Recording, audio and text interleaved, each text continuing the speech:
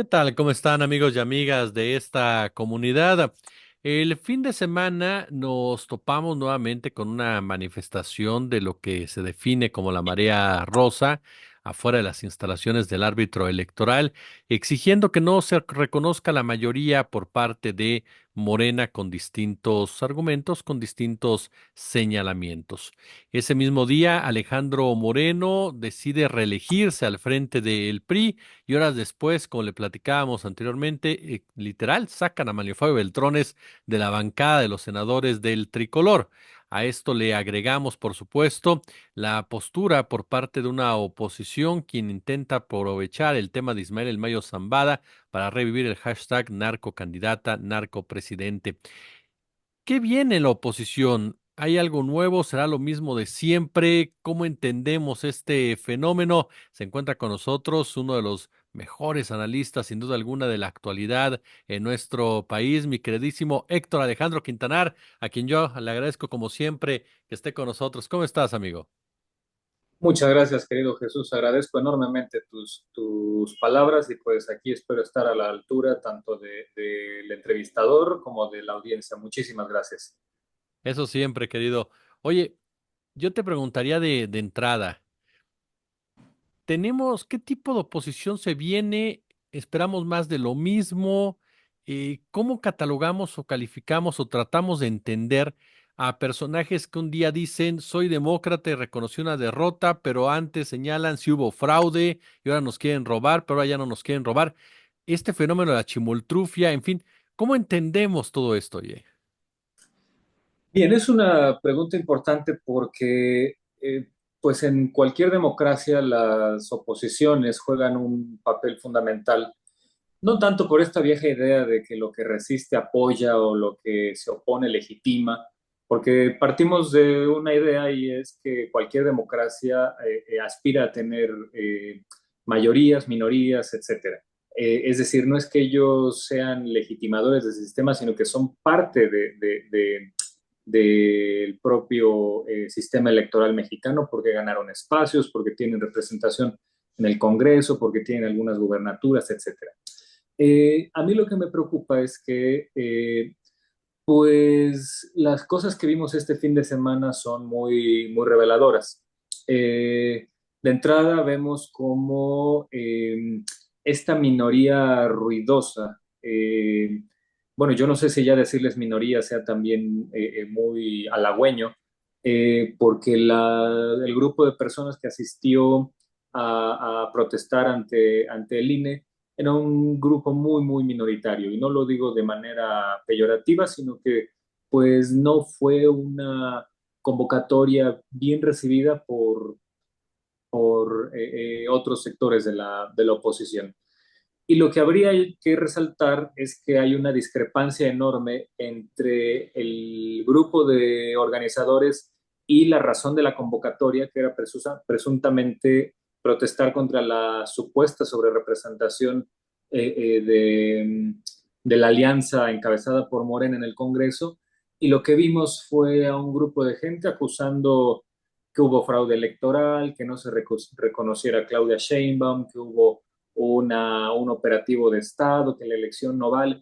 Es decir, cosas que pues que no son, no tienen el menor de los sustentos, no tienen el menor de los rigores y que hablan de un grupo muy radicalizado, eh, bueno, más que radicalizado, muy fanatizado, muy estridente, pues que en realidad son algo así como la gran epítome del sentido común anti-López Obradorista que se ha construido en los últimos 20 años, ¿no? Este tipo de gente a mí me da la impresión que es de aquellos que hace 20 años se creyeron el cuento de que López Obrador quemó pozos petroleros, que mató a su hermano, eh, que no respeta la ley y las instituciones porque invadió un terreno durante el proceso de desafuero. En fin, todas estas cosas que han sido desmentidas por la realidad desde hace muchos años, pero que ellos se niegan a creer. Y pues hoy es fácil que se les engañe con la idea de que seguramente en 2024 hubo un fraude electoral, a pesar de que la evidencia apunta a que ha sido pues, la elección más, la victoria más copiosa en la historia de la democracia mexicana.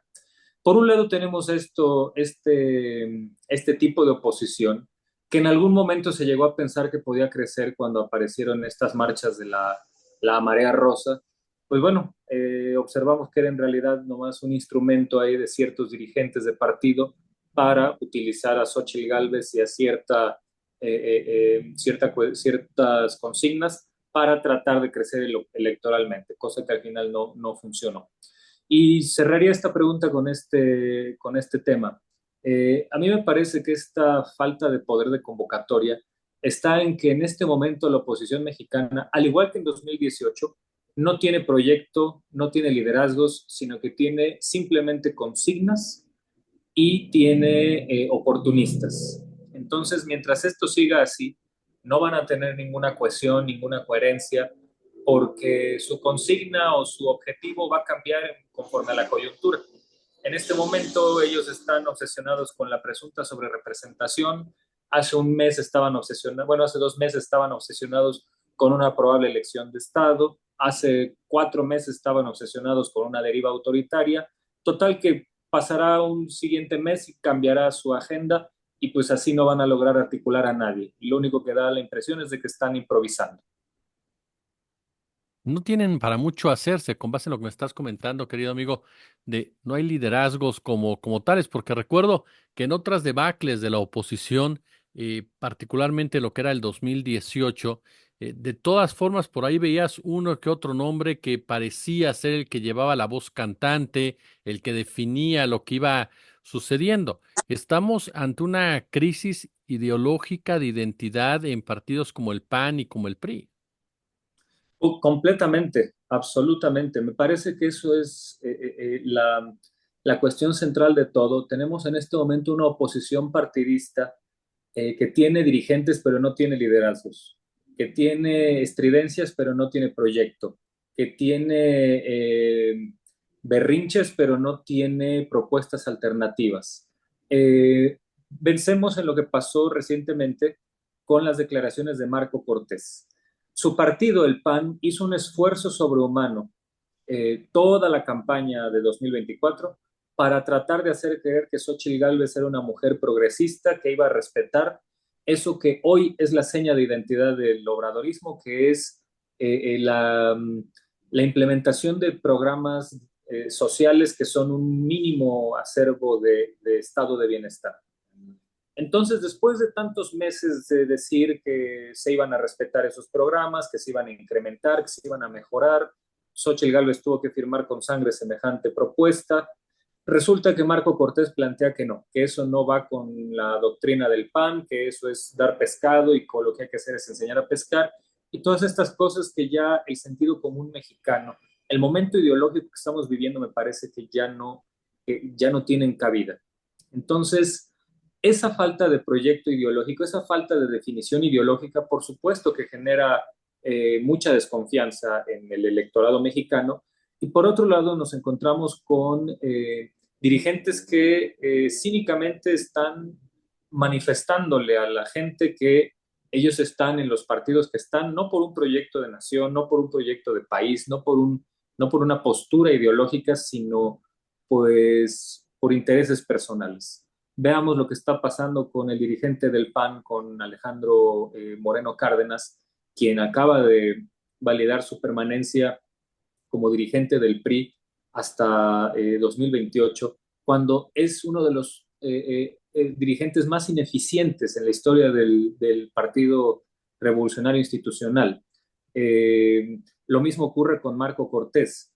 Pensemos el caso, por ejemplo, de la elección de 2009 en el PAN, donde el PAN se convirtió en segunda fuerza política, tenía una importante representación en el Congreso, pero por no haber ganado lo que esperaban, Germán Martínez Cáceres renunció a la dirigencia del PAN. Hoy los dirigentes que tienen PAN y PRI pues están ahí tratando de operar intereses personales, intereses de grupo, lo han hecho no solo prolongando de más sus estancias como dirigentes del partido, sino haciendo operaciones tras bambalinas absolutamente legítimas, como fue el caso de Marco Cortés, negociando hasta notarías con el PRI en el caso de Coahuila. En fin, Eso es lo que hace que en estos momentos estos partidos, que son la cabeza de la oposición, pues estén en el absoluto descrédito y con y arrinconados por sí mismos. No es porque tengan enfrente una deriva autoritaria que los esté oprimiendo, no. Ellos mismos han labrado este tamaño tan pequeño, tan débil con el que cuentan y que requiere de estridencias poco rigurosas para tratar de crecer, como esta idea de la sobrerepresentación, que al final de cuentas, y con esto cierro, es también tratar de ganar en los tribunales, tratar de ganar en el escritorio lo que no ganaron en el terreno, lo que no ganaron en las urnas. Oye, Héctor, si esta oposición eh, no representa realmente ahorita un riesgo para Morena como tal, no genera una empatía de la sociedad, no tiene esta representatividad necesaria para ser competitiva, ¿quién es la oposición de Morena? Creo que eso está por construirse y por verse. Yo diría, para hacer una comparación útil, en 2018, luego de la sacudida que implicó el triunfo de Morena y de López Obrador con 30 millones de votos, con un PAN y PRI debilitados, etcétera, pues parece que, al menos en el plano ideológico, discursivo, quien empezó a liderar a la oposición, pues fue el periódico Reforma, dirigido entonces por Juan Pardinas, ¿no? Bueno, que hizo un papel muy lamentable y muy desastroso, no solo para la política, sino para el periodismo y para ese diario, que parece que el nuevo director está tratando de resarcir. Pero hoy estamos por ver dónde está la cabeza de la oposición. Me parece que este invento donde Claudio X González tuvo un papel protagónico que fue la marea rosa, pues ayer vimos la real dimensión, el real poder de convocatoria de este sujeto, que nunca ha sido mucho. En realidad su poder de convocatoria está en las élites, ¿no? En que sí es capaz de sentar a dirigentes partidistas para condicionarlos y darles instrucciones. Pero pues eso no tiene arrastre en lo social, menos en este momento. Entonces yo creo que la oposición mexicana está por construirse y ahí vamos a tener un problema porque no parece indicar que haya la autocrítica suficiente para tomar una ruta institucional, para tomar una ruta sensata de poner los pies en la tierra y tratar de construir mayorías conociendo sus limitaciones y conociendo que en este momento pues no gozan de un respaldo popular importante.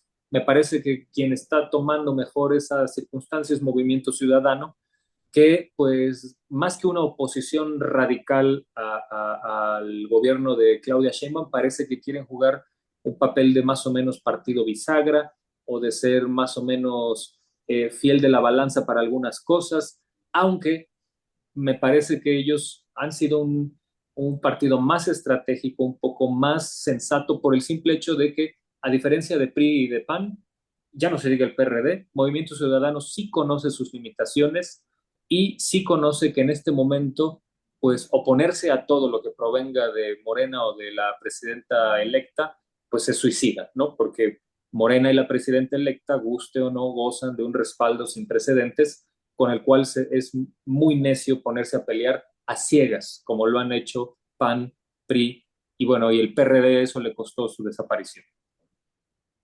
Oye, Héctor, el PRI, por ejemplo, es un hecho que el PRI va en picada, los resultados no se le han dado por ningún lado, es un partido que ya llegaba sumamente desacreditado. ¿Qué evidencia esta decisión de Morena de reelegirse? Me refiero a qué gana reeligiéndose en un partido en estas condiciones, además de sacando de la jugada a personajes que uno pudiera creer o pensar le ayudarían en un momento dado para tratar por lo menos de estructurar un voto, de estructurar a una base que pudiera rescatar en algunos puntos para el prismo. ¿Cómo entendemos esto? Pues es una buena pregunta porque usualmente los partidos políticos suelen tener sus conflictos por la definición de sus principios ideológicos y por la definición de sus candidaturas y sus órganos de dirección. Pero ahorita el PRI no tiene, eh, no tiene nada que presumir en ese sentido. O sea, se están disputando que el partido le quedan muy pocas parcelas de poder, le quedan muy pocas candidaturas que repartir. Entonces, y bueno, y muy pocas posibilidades de ganar algo en el futuro cercano. No sé, yo creo que la actual dirigencia pues está velando absolutamente por intereses propios que a lo mejor son demasiado burdos, ¿no? Como, no sé, la administración de los edificios del PRI, la administración de los escasísimos recursos que les quedan, y así de burdo parece ser la jugada, porque eh, todavía si Alejandro Moreno hubiera, no sé, planteado una serie de argumentos ideológicos para decir que va a cambiarle el rumbo al PRI en ese sentido y que lo va a volver o más neoliberal o que va a recuperar los principios del nacionalismo revolucionario y hubiera un discurso ideológico detrás, quizá uno pensaría que sí tiene un proyecto ahí de dirigente de partido, pero pues estamos viendo exactamente lo mismo que lleva haciendo desde que llegó ahí en 2019. Entonces, pues me parece que es una disputa hueca, me parece que es una permanencia basada en administrar el desastre, administrar los escombros del PRI. No sé si por alguna razón de sacar algún provecho personal de eso, pero fuera de eso yo no veo ningún otro horizonte ni ningún otro objetivo. Finalmente, creo que estoy aprovechando, por supuesto, tu presencia. ¿Qué comportamiento debe de tener o asumir Morena ante un escenario como el que están padeciendo las oposiciones?